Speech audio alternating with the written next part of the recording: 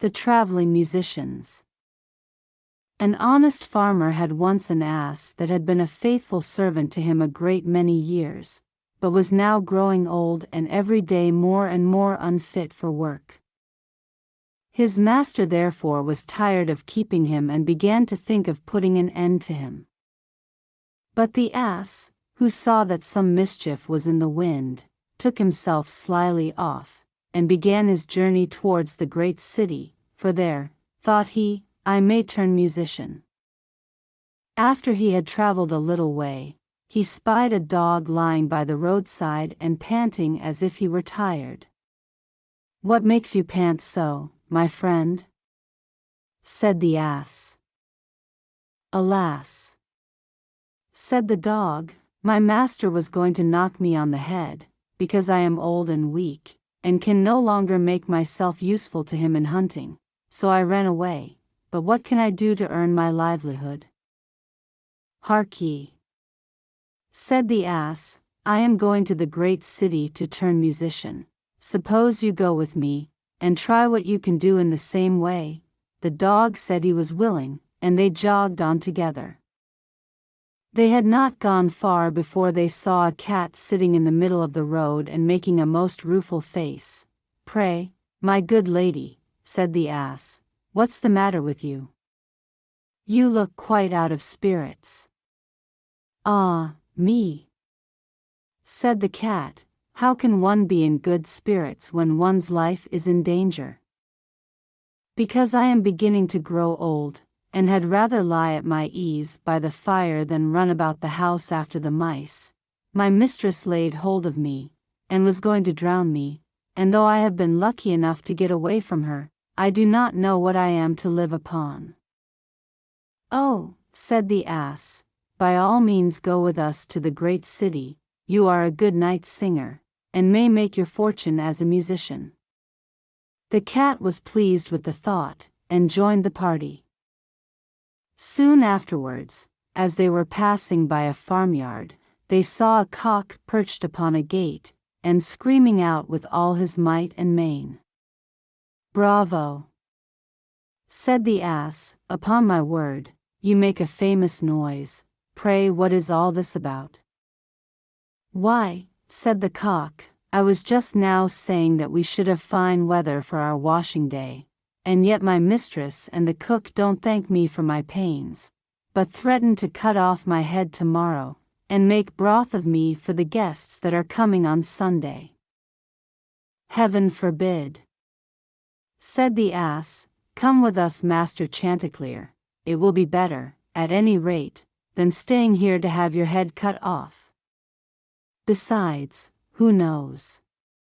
If we care to sing in tune, we may get up some kind of a concert, so come along with us." "With all my heart," said the cock. So they all four went on jollily together. They could not, however, reach the great city the first day, so when night came on, they went into a wood to sleep.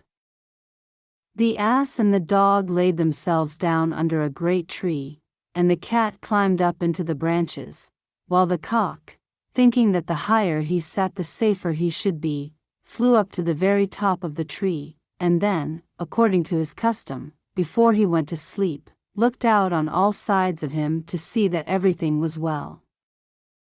In doing this, he saw afar off something bright and shining, and calling to his companions said, "There must be a house no great way off, for I see a light." "If that be the case," said the ass, "we had better change our quarters, for our lodging is not the best in the world. Besides," added the dog, "I should not be the worse for a bone or two, or a bit of meat." So they walked off together towards the spot where Chanticleer had seen the light, and as they drew near it became larger and brighter, till they at last came close to a house in which a gang of robbers lived. The ass, being the tallest of the company, marched up to the window and peeped in. "Well, donkey," said Chanticleer, "what do you see?" "What do I see?" replied the ass. "Why, I see a table spread with all kinds of good things, and robbers, sitting round it making merry. "That would be a noble lodging for us," said the cock. "Yes," said the ass, "if we could only get in." So they consulted together how they should contrive to get the robbers out, and at last they hit upon a plan. The ass placed himself upright on his hind legs, with his 4 feet resting against the window. The dog got upon his back, the cat scrambled up to the dog's shoulders, and the cock flew up and sat upon the cat's head. When all was ready, a signal was given, and they began their music. The ass brayed, the dog barked, the cat mewed, and the cock screamed, and then they all broke through the window at once, and came tumbling into the room, amongst the broken glass, with a most hideous clatter. The robbers, who had been not a little frightened by the opening concert, had now no doubt that some frightful hobgoblin had broken in upon them, and scampered away as fast as they could. The coast once clear, our travelers soon sat down and dispatched what the robbers had left, with as much eagerness as if they had not expected to eat again for a month. As soon as they had satisfied themselves, they put out the lights, and each once more sought out a resting place to his own liking. The donkey laid himself down upon a heap of straw in the yard, the dog stretched himself upon a mat behind the door, the cat rolled herself up on the hearth before the warm ashes, and the cock perched upon a beam on the top of the house, and, as they were all rather tired with their journey, they soon fell asleep.